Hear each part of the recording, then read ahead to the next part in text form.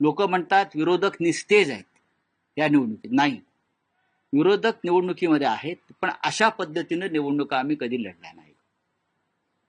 नगरपालिका, नगरपंचायत, ग्रामपंचायतीला इतके कोट्यवधी रुपये खर्च करून तुम्ही कोणाशी स्पर्धा करताय? या राज्याची निवडणूक संस्कृती जी होती ही पूर्णपणे उद्ध्वस्त झालेली आहे. या राज्याला एक संस्कृती होती, संस्कार होता, तो गेल्या 4 ते 5 वर्षामध्ये देवेंद्र फडणवीस यांच्या नेतृत्वाखालच्या सरकारनं पूर्णपणे उद्ध्वस्त केलेला आहे. आपापसात त्यांच्या मारामाऱ्या सोडून द्या, पण नगरपालिका निवडणुकीमध्ये किती पैसे खर्च करावे त्याला काही मर्यादाच राहिलेल्या नाही. याचं कारण 3 पक्षातली स्पर्धा, तू मोठा की मी मोठा.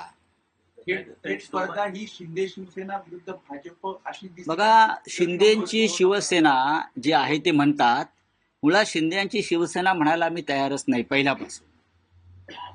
आणि शिंदे सेनेचा कोथळा हे अमित शहाच काढणार आहे, हे माझं वाक्य तुम्ही लिहून ठेवा. कधी 2 तारखेला शिंदे सेनेचा कोथळा हे दिल्लीचे शहा काढणार आहेत. त्यांची जी काही परंपरा आहे कामाची, त्याने आमचा कोथळा काढण्याचा प्रयत्न केला, पण आम्ही त्यातून बाहेर पडलो. पण त्यांच्या स्वभावानुसार आणि त्यांच्या कार्यपद्धतीनुसार शिंदे सेनेचा कोथळा हा दिल्लीतूनच काढण्याचा आहे. रवींद्र चव्हाण देखील म्हणाले की 2 पर्यंत युती टिकवायची आणि मी हे तुम्हाला आता सांगत नाही, गेले वर्षभर सांगतो, यांचे 35 आमदार फुटणार आहे. ज्या पद्धतीनं त्यांनी शिवसेनेच्या बाबतीमध्ये गुप्त ऑपरेशन तेव्हा केलं आणि आमचे आमदार, तीच पद्धत, त्याच पद्धतीनं आता शिंद्यांचे आमदार फोडण्याचं काम अगदी व्यवस्थित सुरू आहे. रवींद्र चव्हाण हे भारतीय जनता पक्षाचे प्रदेशाध्यक्ष आहेत, करेक्ट, कोकणातलेच आहे आणि डोंबिवलीचेच आहे. त्यांची नेमणूक खास त्यासाठीच केलेली आहे डोंबिवलीतून. त्याला राजकारण कळत आहे, त्यांनी ते राजकारण समजून घेतलं पाहिजे.